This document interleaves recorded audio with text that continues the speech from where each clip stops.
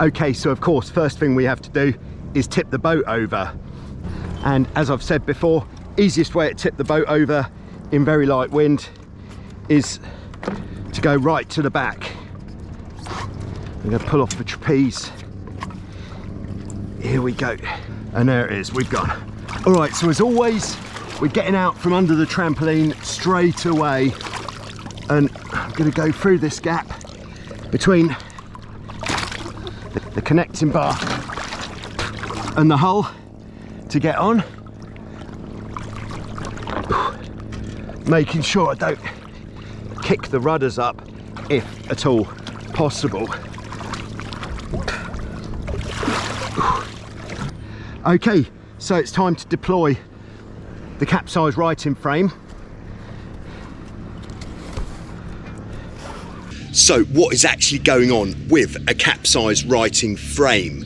Okay, you can see, you can hardly see under the boat. It is secured under the boat with a line. We release the line from the cleat.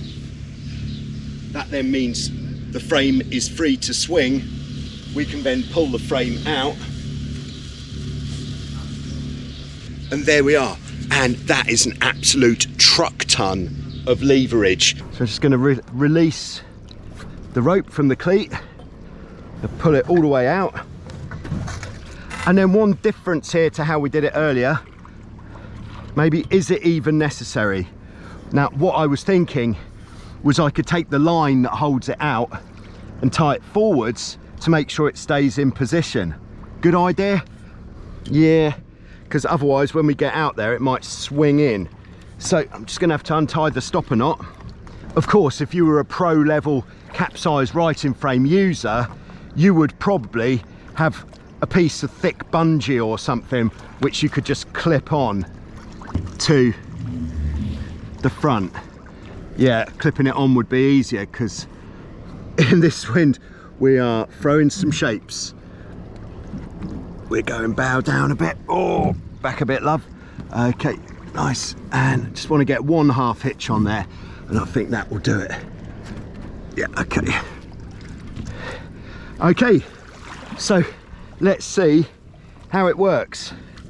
So taking a good grip, standing on the frame. Does it hold on the boat? Yep. Okay, now my head is quite level with the hull here, so I'm going to have to be very wary of ducking when the boat comes upright. So I'm moving out a bit more. This is where the leverage is going to kick in. There we go. Actually, I'm having to get all the way to the end and leaning out. But here it comes. I'm going to be very low down when it's upright as well. Okay, there we go. That was easy. Quite remarkable actually. But right, things to bear in mind. Zero wind, which means we have no assistance for the wind in righting the boat. I had to go right to the end and kind of lean out from the end, and I'm 90 kilos or 200 pounds. So if you're a lighter sailor, it might still not be the perfect solution. But how would you capsize when there's actually no wind at all? It took quite an effort for me to get the boat to go over in the first place. Yeah, this is why you want two lines, because having to reroute this line, you could of course swim under the boat and do it, but all right, but that, yeah. Okay, so now I could just hoist it back up. That's pretty cool. Okay, so is the righting frame the perfect solution? I would have to say no. Yes, it is definitely the best without fail method of getting your weight out far enough to bring the boat back upright even in zero wind. But why isn't it the perfect solution?